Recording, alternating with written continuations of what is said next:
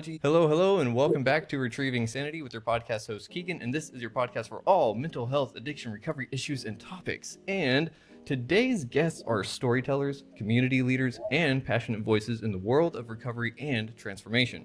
Joy Jones is a powerhouse poet, playwright, author, and educator whose words have sparked conversations across classrooms, stages, and even the pages of the Washington Post. She brings depth, rhythm, and radical clarity to the stories we need to hear. Tom Adams, MSW, is a writer and speaker rooted in the intersection of personal growth, spirituality, and recovery. With a background in nonprofit leadership and decades of engagement in the 12-step movement, Tom brings a rare combination of insight, grounding, and compassion. Together, they've co-authored a powerful new biography titled A Marriage That Changed the World, Lois and Bill Wilson, and the Addiction Recovery Movement. A look behind-the-scenes relationship that helped birth Alcoholics Anonymous and, in many ways, changed the landscape of recovery forever. So, Tom and Joy, how are y'all doing today?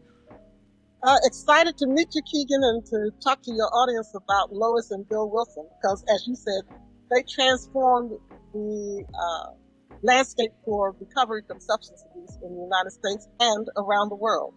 Mm-hmm.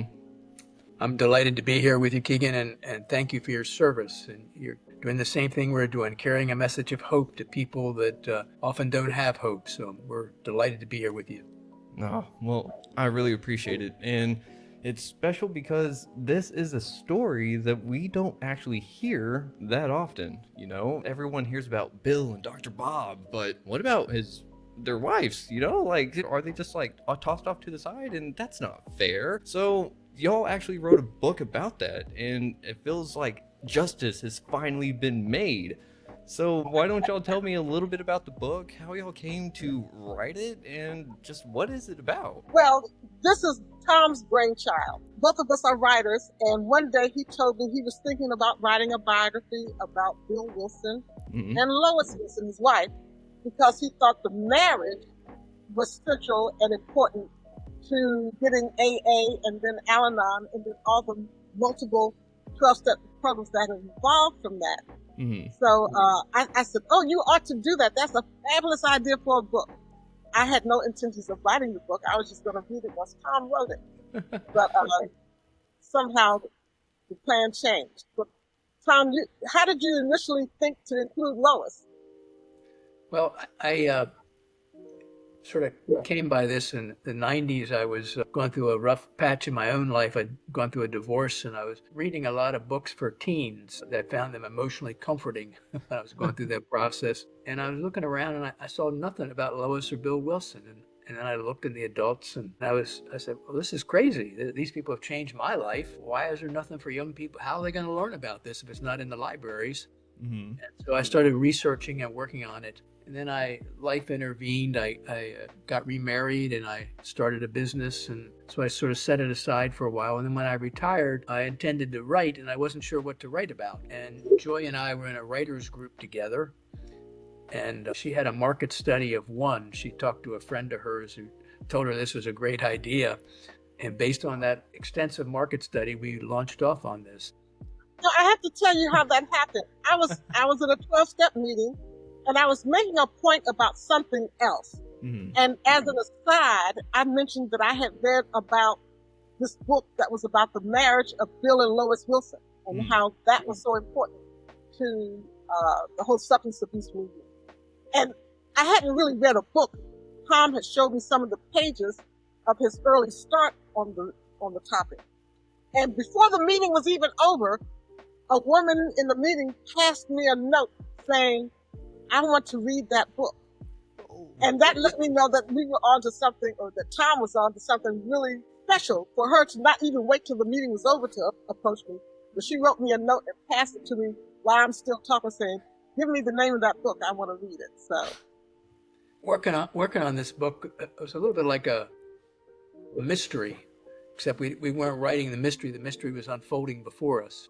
Ooh. You know, I was curious about Lois and Bill and their relationships. And there's this one picture that I used to hold in my mind of the two of them on the porch standing outside, and they looked angry or frustrated with one another. And I thought, wow, I wonder if that was what the marriage was like all the time, that they were angry and frustrated all the time.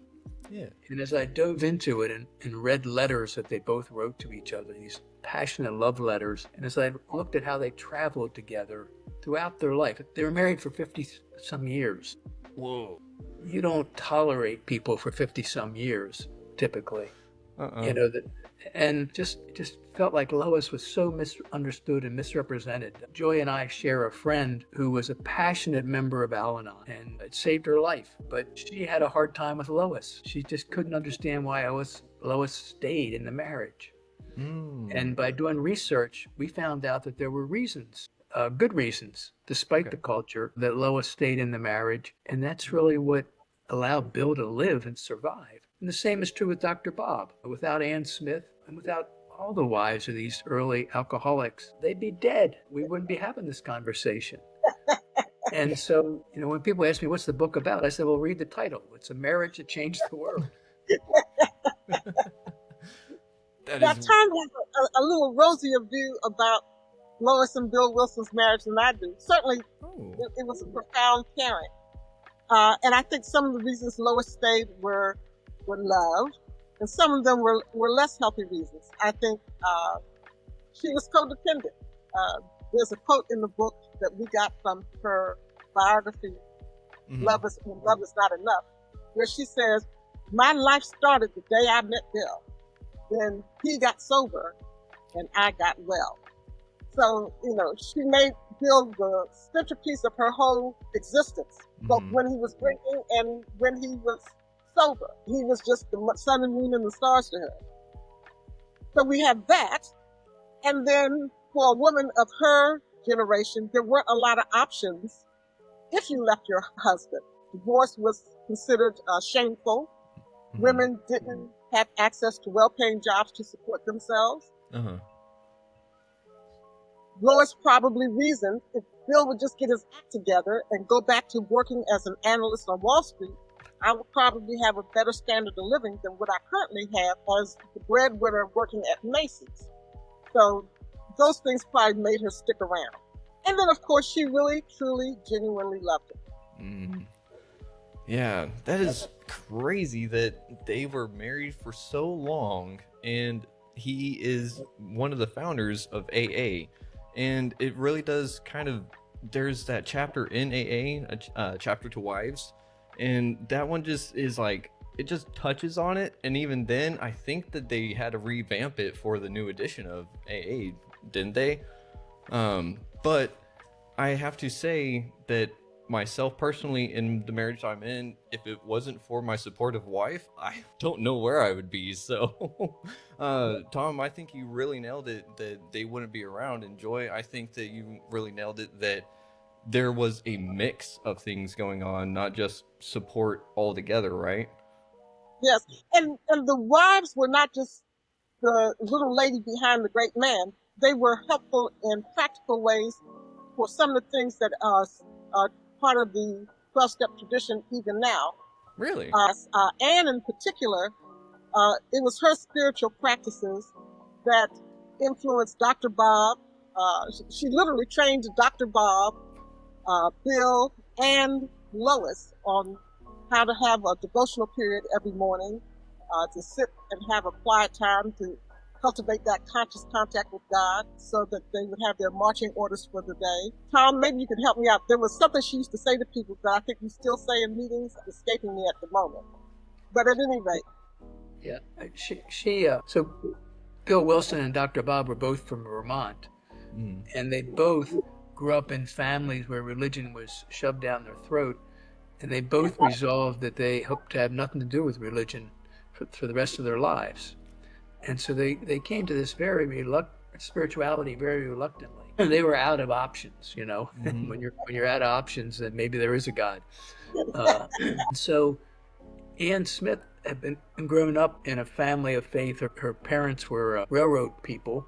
She got a scholarship to Wellesley University, well-established university. Lois Wilson also went to college. And so for women who were born in the 1800s, who were both educated and who were able to really influenced their husbands. I mean, as I say, Bill and Bob didn't really, I mean, they were coming to this reluctantly, but when Bill had his spiritual awakening, he became open. Mm. When he had his white light experience in Towns Hospital. And Dr. Bob knew he was out of aces. He, you know, his card playing days were over. And so they both were teachable. And Ann Smith, she would quote from the Bible, from Epistle of St. James. And she would say over and over again, faith without works is dead. And that's really what they embraced. Mm-hmm. That they needed faith and they needed service. And that became Dr. Bob's mantra, love and service. Mm. And that became the life that Bill and Lois and Bob and Ann and all the people that came after them followed. That's what the 12th step is about. You know, we have a spiritual awakening so that we can pass it on.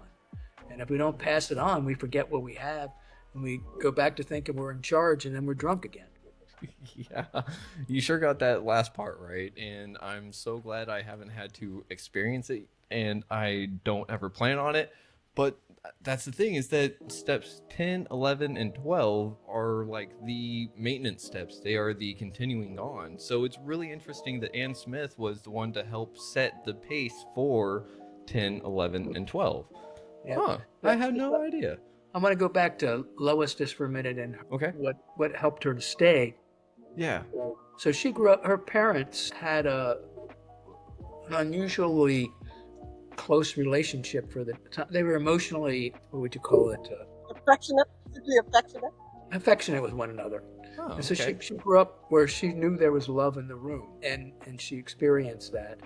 And then her grandfather was a minister in this part of the Christian church called Swedenborgian. And she read and embraced the Swedenborgian. And if you read their literature, which we have in the book, you see that they had a deep commitment to marriage and to community service. And it was also, she had this sense that it's a little bit like the alcoholic thinks he's invincible.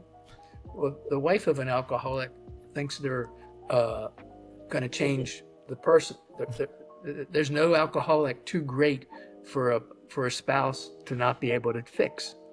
And Lois was clearly from that school, and she believed she could straighten Bill out. So what you just said right there does kind of like really resonate with the whole codependency aspect, because she really wanted to fix him. Whenever I have to think about my steps, how people present themselves, how they act, and all that stuff is outside of my power, so I have to let it go.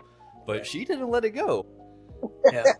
Well, she did. You know, the one of the things that's interesting about Lois, we make a big deal as we should in the AA Big Book about Bill's spiritual awakening. Mm-hmm. You know, that white light experience in Towns Hospital that allowed him to have the faith to write the steps and the traditions when he was going through deep depression. I mean, the things that Bill accomplished, suffering from a major mental health disorder of depression, was incredible. But if you look at Lois, her spiritual awakening occurred in a very simple moment when Bill said to her, Lois, hurry up, we got to get to the Oxford meeting. And she picked up a shoe and threw it at him, and then said to him, damn your old meetings. And nobody talks about that in AA too much, but that's the beginning of Lois's spiritual awakening. And I'd like to read to you what she said after she had that. Yeah. She couldn't understand why she was so angry. Bill was sober. Why am I upset so much? And she says, my outburst caused me to reflect. I might have had an excuse for losing my temper during his drinking years, but why now, when everything was fine, had I reacted so violently to his very natural remark? A friend at the Oxford meeting helped me to realize that although I had been in the group for nearly 2 years trying to help others, I had never put my reliance wholly on God, but had been trying to do it all by myself. That day, I began looking at myself analytically for the first time. Ooh. Later on, she says that she began to do an inventory every day. And so you think about, before Al-Anon was started in 1951, there were 87 groups that organically grew up around the country of spouses of alcoholics. They had all kinds of different names. And Bill was traveling around the country, and he saw all these groups, and he comes back and he says, Lois, we got to do something with these 87 groups. They're not alcoholics. We can't call them AA groups. You need to do something about this. Yeah, Lois says, No, I don't, Bill. She says, I'm enjoying gardening. We've been homeless for 2 years. Now I have a house and I have a garden. And you want me to, no, thanks.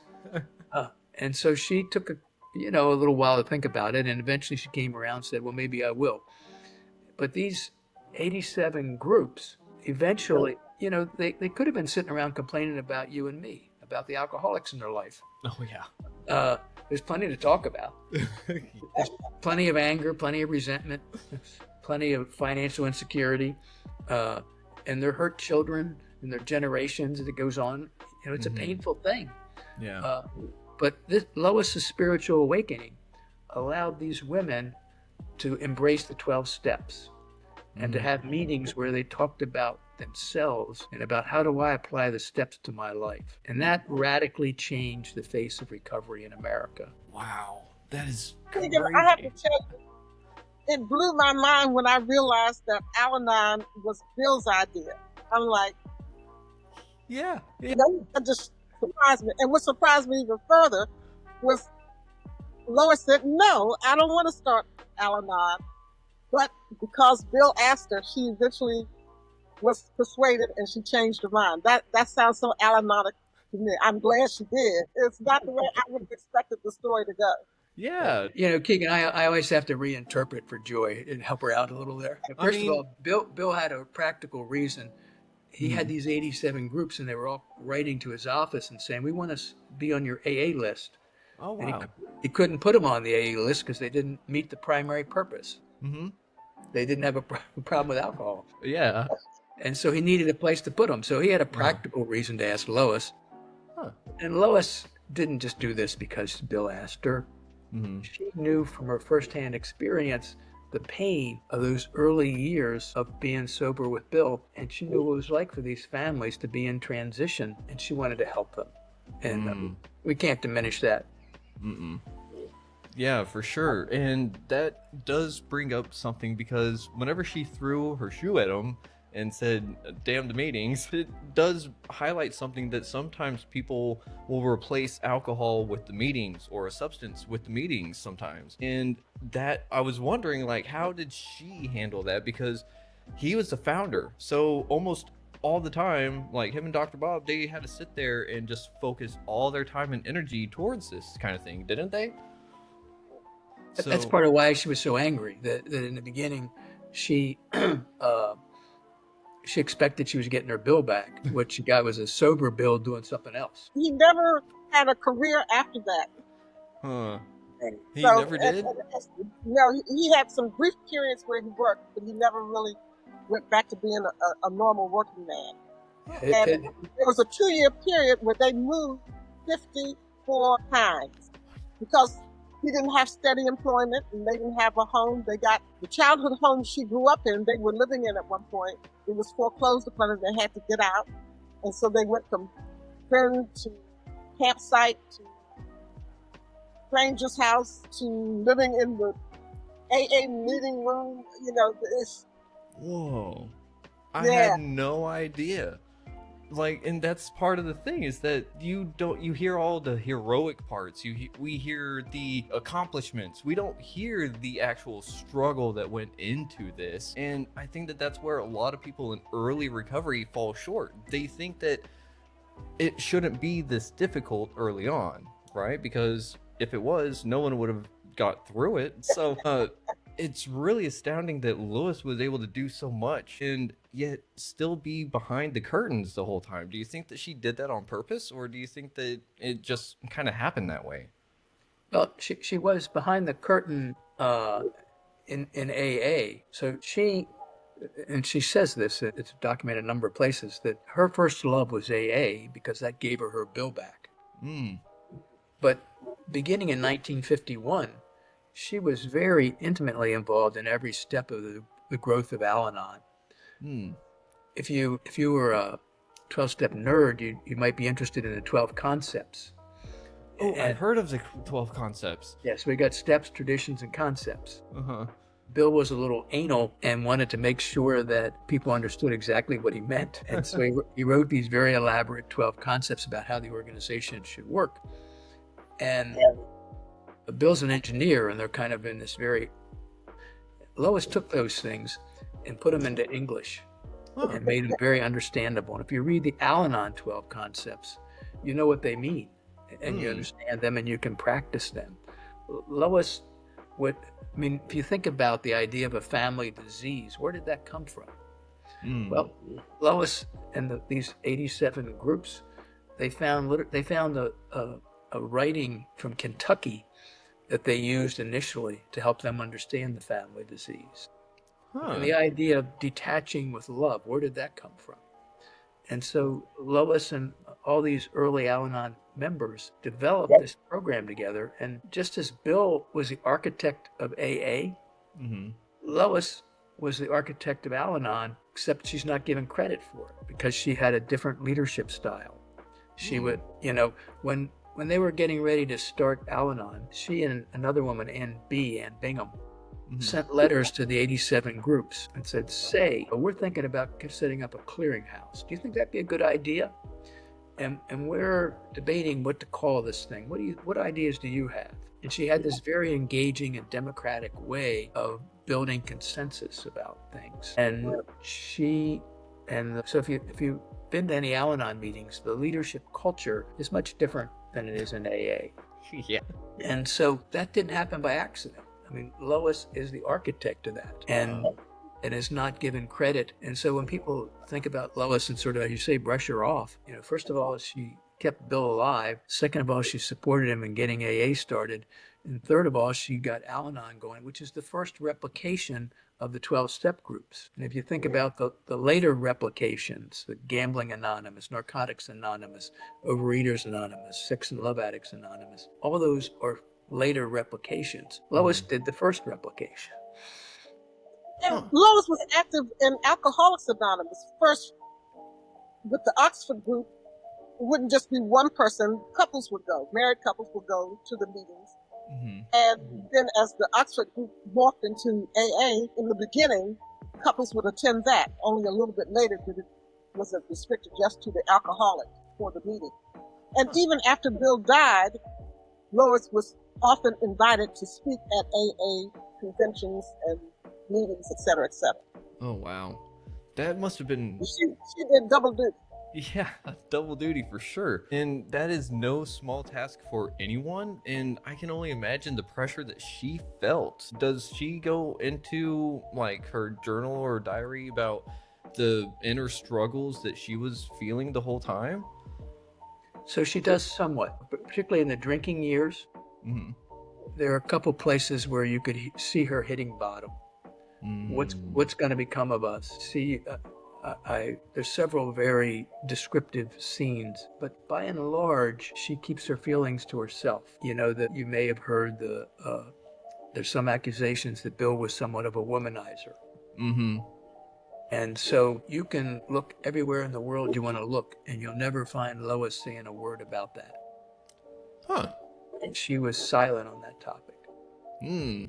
And if you look at the love letters they sent to each other at each anniversary, if you look at the time they spent, they traveled every winter, they went someplace warm. Every summer they went to the South. This is in addition to all their travel to Europe and their travel to around the world.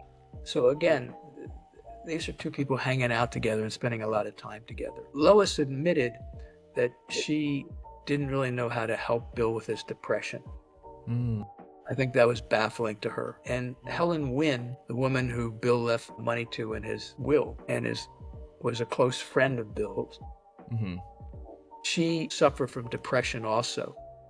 And she and Bill worked together on a campaign to introduce niacin as something to help people with depression. And if you go to New York and go to the AA General Service and read Bill's letters, what you see in all of them is his desire to help people who have a problem, both an alcohol problem and a mental health problem.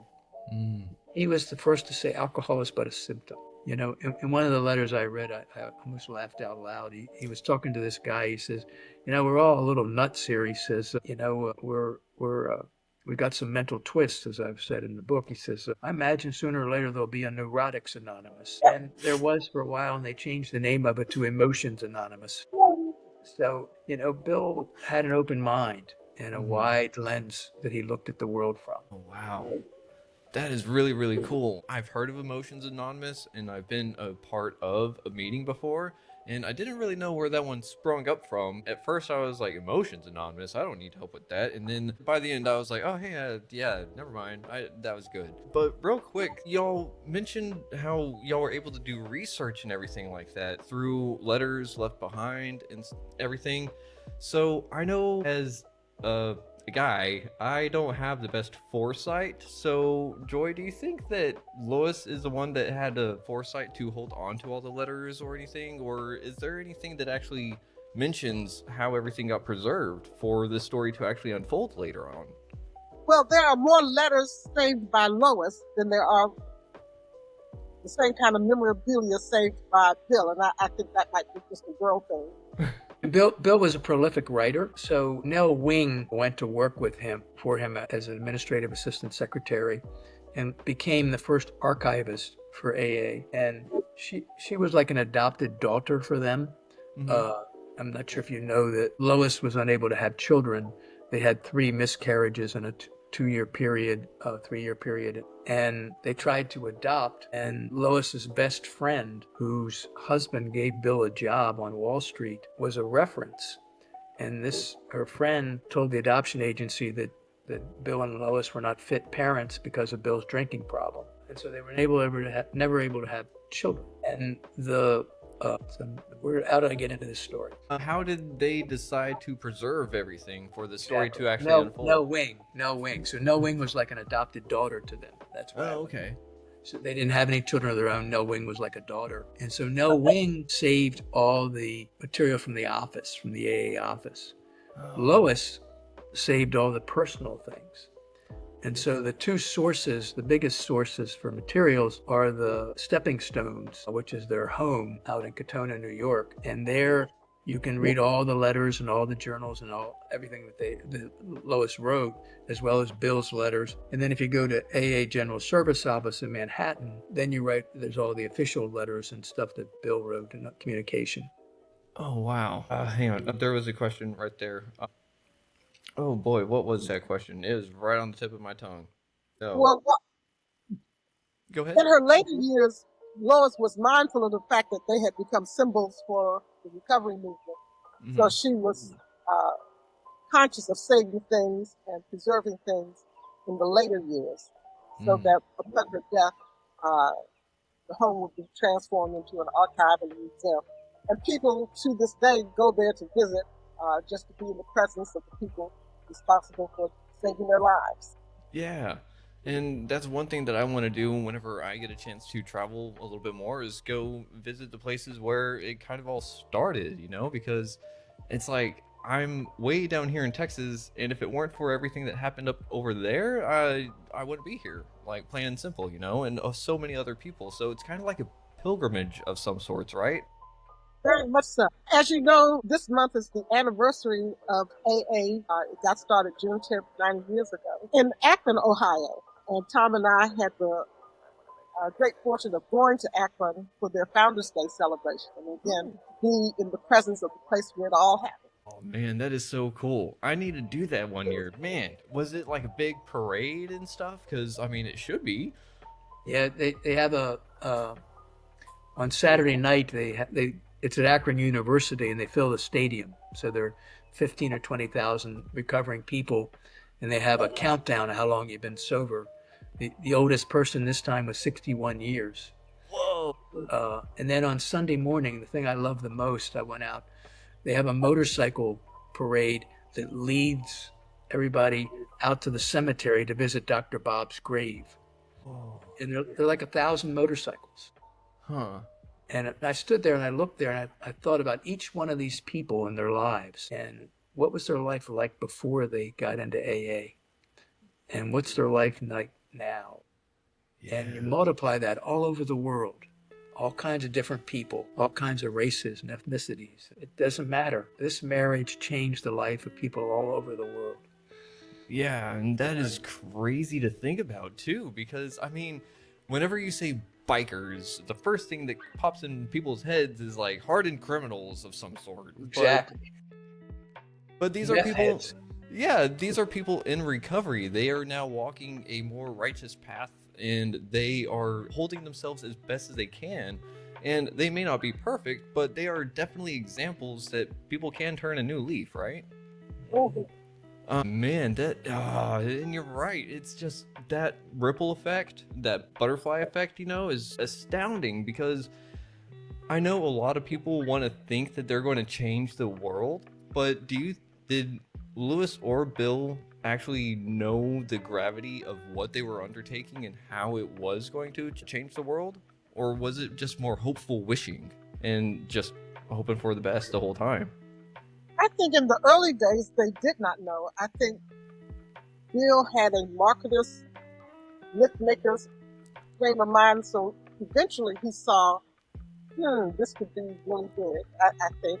I don't know if Lois had that kind of sensibility though. Certainly over time she realized how important the work she and Bill had done became. Mm. But starting out, I don't think she was in that space. Tom may have a different slant on it. Well, when they traveled to Europe and they were in places where they didn't speak English and they could feel the AA feeling in the meeting without hearing knowing they knew what the words meant. Mm-hmm. And Bill wrote to Dr. Bob. So this is before 1950. This is pretty early on. Mm-hmm. And he said, Bob, I'm sorry you can't be here with me. Bob was sick. He says, but you can feel it. This is going to grow. It's happening all over the world. And so Bill was getting a sense as he traveled that, one of the things that astounded me when I got into this, having worked in nonprofit organizations, Mm-hmm. was how there were no rules. They just said, yeah, you're a group if you want to be a group. All you need is a desire to stay sober. Mm. And all these groups took this book, and salespeople and people. There's a guy called Captain Jack who was an international longshoreman, Mm-hmm. and they just recently released some of his writings at a general service, and I really loved reading him. It's like reading a mystery book. He would go into a place with his ship, some small city or country, Mm-hmm. and he would visit the doctors, the ministers, and the boat runners, and he'd give them all a big book, and he'd explain it to them. And then he'd go to the bars and start talking to the people in the bars. Before he left town, he'd started a meeting in that town. Huh. And he did this all over the world. And that's how AA spread. It was not somebody in New York saying, let's try to get into this market. It was just spontaneous combustion. Oh, man, and it was the perfect mix of everything in there, but without that love and support from the inside of the marriage, it never would have actually fruitioned like it did. That's for sure. Yeah. One thing in reading this book or writing this book that underscored for me was the notion that nothing significant happens because just one man has a great idea. It takes a lot of people, and a lot of times the work of those people is invisible to the larger public, but it's still critical. I've come to the belief that Dr. Bob and Bill were not the founders of AA, or not the only founders of AA. I think Ebby should be credited as a founder. Ebby, you might know, is the man who got Bill sober. He came to Bill because he had gotten religion and talked to Bill, and that started the wheels in Bill's mind turning that eventually led to his spiritual awakening and him having a whole change of life. Ebby's sobriety was on again, off again. He and Bill were like each other's sponsors, but eventually did die sober. So I don't think he gets included because he didn't maintain sobriety. There was a man in Ohio named Clarence who instituted a lot of the practices that people do in meetings, but he was kind of braggadocious and rubbed people the wrong way. So I think that's why his name gets left out of the narrative. And of course, Lois and Dr. Bob's wife, Ann, did a lot to establish AA. But because they were just the little women, they don't get mentioned a lot either. So you need all of these people, plus many more. There was a nurse in Ohio named Sister Ignatia. She was a nun, and she did a lot of work, a lot of the practical work of tending sick people in the hospital. And not just the men who would come to the hospital because they were detoxing or had duties, but she would also talk to their wives to sort of encourage them and minister to them. So if all of these people hadn't done what they've done, we wouldn't be here today.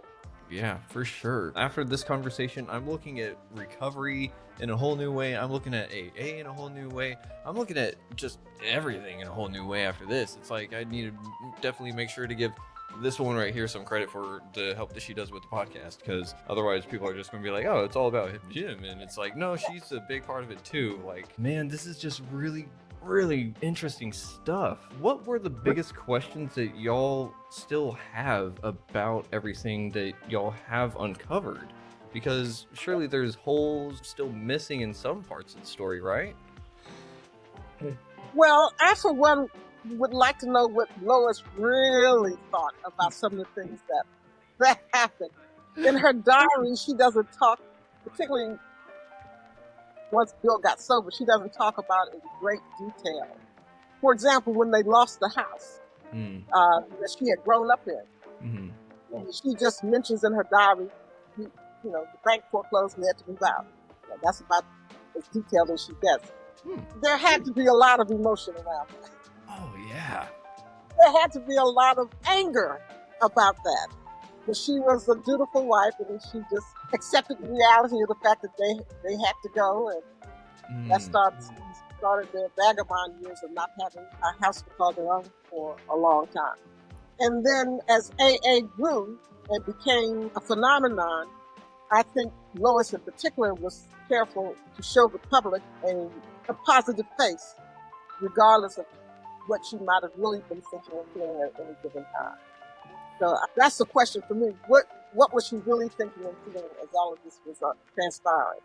Yeah, for sure. Because, sorry, Tom? Well, related to that, one of the things I found really odd was when Ann Smith died, Lois didn't comment on it in her journal. Oh. She was kind of silent on it. And she visited, she went to Akron when Bill was out there at the beginning and spent a week with the Smiths. The Smiths came to New York and stayed with Bill and Lois, and they had back and forth in friendships. It's the nature of the relationship between Ann and Lois is not very clear, and it'd be wonderful to find out more. Dr. Bob and Ann were not as prolific as Bill and Lois, nor did anybody preserve too much. I mean, there are some things preserved at the library and a great archives in Dr. Bob's home. Another thing that I'm curious about, and the decision to keep AA and Narcotics Anonymous separate was an important early decision. That if you have a drug problem, you ought to go talk about it someplace else. And they wanted to make sure, and the decision that they didn't say, well, it's kind of like letting the group start. They trusted anybody with the 12 steps. If you say you want to use the steps, then go ahead and use them. And the singleness of purpose over time makes for very complex recovery. At the end of every meeting in most fellowships, there's this pledge. When anyone, anywhere reaches out for help, let the hand of AA or NA or whatever be there, and let it begin with me. And so what does that pledge mean in the world we live in today, where we understand better how trauma affects addictions and how a particular addiction is but a symptom? And so my question is, if Bill were alive today, or if there were more entrepreneurial leaders in AA, wouldn't there be more attempt to cross-fertilize the 12-step movement, to keep the singleness of purpose, but to make sure that there's collaboration across these many programs so that more people get recovery? Because to me, the tragic thing, there's a survey done for Al-Anon internationally. 15,000 people responded to it, and 69 out of every 100 had problems of alcohol in their family more than 2 generations. Oh, wow. And you think about that, and you think about the people in the meetings you go to and how many people talk about the challenge of their childhood. And so in my family, I have a cousin who had a father who was an alcoholic, and she got pregnant, got married when she was 15 or 16, had 2 kids. Eventually was abused by the guy and had to leave him. And then she ended up going off to college and became a therapist and has been in recovery. And she was the first one in our family really to lead the way to recovery. And I was the second. I went to a funeral recently, and there were 6 other cousins there who are all in recovery. And so either the disease is getting bigger or the recovery is getting bigger. It's not neutral. It's going in one direction or the other. And so if our job is to reach out our hand when anyone, anywhere, that's the families of these people that are having trouble as well, because the families are getting crushed, and the children and the adult children. And so to me, kind of an unanswered question is, what might have been done differently and what might we do today? Okay. So having learned everything on that end, real quick, Tom, what's your favorite step? My favorite step is the 11th step and the 3rd step, if I can have to. 11th and 3rd? Yeah, if you, whenever I act crazy, I call it insanity, and I say, it looks like I need to put something in the care of a loving higher power, and then I need to pray about it and ask for guidance, and those things really help me. Oh, man. That's awesome. I love that because I think it's kind of important to have a step in mind whenever you think about recovery. It doesn't necessarily have to be like your favorite one, but it, like, if someone says recovery, if you're familiar with the 12 steps, you should be able to be like,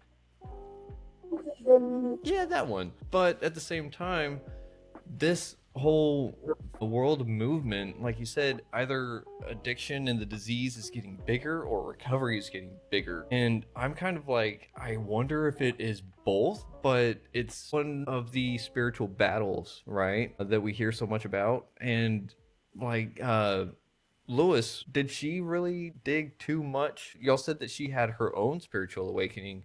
What exactly did she do with that, though, besides Al-Anon and just continuing to support Bill? Well, that's pretty major to me. Yeah, it is. Supporting Bill, but she had a Christian foundation, so she had a higher power. She believed in God. She knew about prayer and the power of prayer, love, and service. So she was coming from a slightly different direction. I would say she needed an overhaul, but it wasn't like she was starting from ground zero. In my own path, how I came to 12 steps, there was a very popular writer some years ago who was a psychiatrist named M. Scott Peck. And he wrote a bestseller called The Road Less Traveled. I loved the book, so I went to hear him speak when he was in. And at that time, I was very much into church. And he said, AA is more of what God had in mind for the church than what the church is. And I found that a provocative statement. How could a bunch of drunks know more about God than me? So it made me curious. I'm like, okay, I want to go to an Alcoholics Anonymous meeting to see, what is it they're doing there. So I didn't go immediately, but eventually I went to a AA meeting in my neighborhood. And at the end of the meeting, I had to say, he was right. This is more like church than the church is.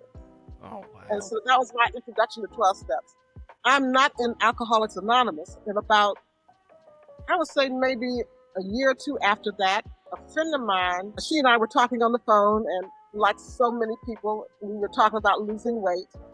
And she said, I went to this thing called Overeaters Anonymous. I didn't like it, but if you're interested, I picked up some of the literature. I can mail it to you.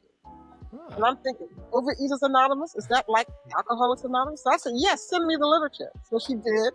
And when I was reading the brochure she sent me, one of the pieces said, you might be a compulsive overeater if you do one of the following things. And I had a whole list of behaviors. And as I read through the list, I picked out maybe 3 things that I thought fit me. And then when I got to the end of the list, I said, well, only 3 things on this list sound like it could be me. I guess I'm not a compulsive overeater. And then the very next line said, if 3 or more of these things, I did what you did. I laughed and I saw that literature in the envelope and stuffed it in the drawer. And then a year after that, I was cleaning up and I came across that list. And so I did the checklist again, and this time 5 things applied to me. And I was like, oh, yeah. So, and that's when I went to a meeting. Oh man. So how long, Tom? You've been in recovery for 45 years, correct? Right. And I joined somewhere in the mid to late 1990s. okay, so right around 30 years, correct? Or am I Wow. thinking too far? Well, I mean, I was born in 92, so I'm 33 in August. So it's like I'm not trying to age anyone. Well, if you're old, you're old. I have to own up to it, yes. Well, but that's also part of the thing is that like we have to have experience such as y'all's own. Otherwise, people like me wouldn't have the chance of getting the gift of recovery, you know? And it is such an important gift that everyone should understand it. Everyone should try to. I honestly personally think a lot of people would benefit from the 12 steps, even if they don't have a substance abuse issue of any sort, you know? But I mean, that's just me having been one of those people that was like, I'm never going to do the 12 steps. And now I'm like, oh yeah, the 12 steps saved my life. They're awesome. We are getting close to the end of this episode though, unfortunately. But I've got to say, this has been an amazing conversation. And I have to ask, do you think that we could see y'all again in the future so we could either cover the things that we may have not hit or just see how everyone's recovery is going? Because this is a recovery podcast. We'd love to do that. After you read the book, Keegan, we'll come back and we'll have a chat about the book and any questions you want to talk about. Okay, that sounds great to me. Your listeners to check out A Marriage That Changed the World, Lois and Bill Wilson, and the Addiction Recovery Boot. Yep, I was just about. Go ahead. And you know, you can get it easily on Amazon, but if you're not a fan of that particular brand, you can get it at steppingstones.org or at any bookstore. Okay, so it is titled A Marriage or The Marriage? A Marriage. So A Marriage That Changed the World, Lois and Bill Wilson, and the Addiction Recovery Movement. I love it. Thank you for plugging y'all's stuff in for me because I was like, oh, we're right there for the plug. Yay. But do y'all have any shout outs to anyone in particular that y'all would like for them to hear whenever they hear this episode? Well, I'd just like to shout out to all the people going to Vancouver. I'll be in Charlotte at an alternative event in Charlotte, North Carolina next weekend. It's a roundup by a group called Not a Glum Lot. If you're looking for something in that area, check it out. But okay. Our book will be on sale at the Sober City in Vancouver. So if you're in Vancouver, check it out. Alrighty. I love it. And Joy, you got any shout outs to anyone in particular out there? Thank you to Stepping Stones, the archive museum for Lois and Bill Wilson. They were very helpful to us in the development of the book and the promotion of the book. And also Dr. Bob's House and Archives in Akron, Ohio, especially the archivist Dale LaForge. He's a fascinating storyteller and knows so much about how all of this got started. So those two entities, I'm very grateful to. Sweet. Well, because y'all are grateful for them, I'm grateful for them, and I know the audience in the world is also grateful for them because we wouldn't have this conversation otherwise. And who knows how many people are going to hear this and going to be like, they went through that. He was married during that whole time? Okay, well, maybe I should pick it up and figure out what the secrets are, right? Let's see. Can I show your audience a picture of the book? Yeah, of course. That's actually what I was going to try to pull up, actually, was a picture, but I'm not sure if I'll be able to. There we go. And this is a picture of Bill and Lois in their later years on the grounds of Stepping Stones, their home in Westchester, New York. That is way too cool. And it's funny because they almost look exactly how I kind of would picture, you know? I don't know why, but they just kind of do. It's fitting, I guess. That picture is very picturesque, I should say. Different picture on the cover. Tom picked this one, and in retrospect, I think he chose the right one. Let's see. I'm trying to... Oh, Joy, I had asked you before we started recording what your favorite step was. And Step 11? Prayer and meditation to improve our conscious contact with God, as we understood it. Yep. So the journey of getting to know God and trying to figure out what he's trying to tell me to do, I find that fascinating. As I mentioned to you, the thing that drove me to AA in the beginning was the idea that being told that these people knew more about God and had a more intimate relationship with God than I did. Mm-hmm. And so that was provocative to me. I wanted to know more. I wanted to improve my practice so that I could have what they had. It is interesting to watch people in recovery have a little bit of a spark of life that other people not in recovery or not having addiction issues seem to not have, right? It's like recovery gives life to people. Yep. But let's see, we've got a few more minutes. I've got one other step question that is more personally related, and that is, y'all have a favorite step? So which one is your most hated step? And have you reworked the steps? Making amends to other people, admitting I'm wrong, properly admitting I'm wrong. I'm not big on that. I don't blame you. Tom, you got one that you're not too particularly fond of? Well, the one that I sometimes forget about that's really important is the 6th and 7th steps. Mm-hmm. That, I get into my self-help, fix myself mode, and the 6th and 7th step invite me to be willing to let God take care of these things. Yeah. And that's the beautiful thing about the 3rd step, that this loving God has said, be in my care, I got you. And so I don't have to make myself perfect. And I grew up with that illusion that my job was to make me perfect and you perfect. So I was going to tell you what was wrong with you and try to help you fix it. And then I was going to beat myself up and try to work on me. And it's a painful way to live. I'm glad I don't live like that anymore. Yep, I know the feel, because I've got perfection issues myself, and I don't know any person that deals with addiction that doesn't. It's kind of weird, right? But last question, I swear.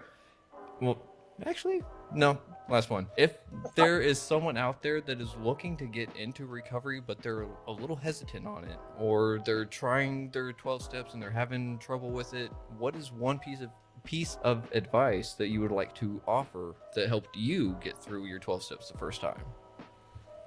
Well, it's really hard to not qualify myself out.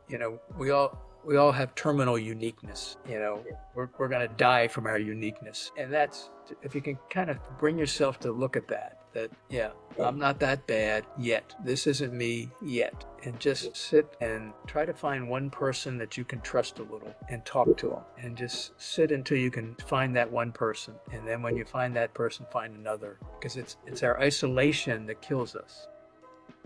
We need relationships, we need connections, and 12-step rooms offer that to us in a way out. Beautifully well said. I love that. Thank you, Tom. And Joy, what piece of advice would you offer to someone looking to work their 12 steps or having trouble with it?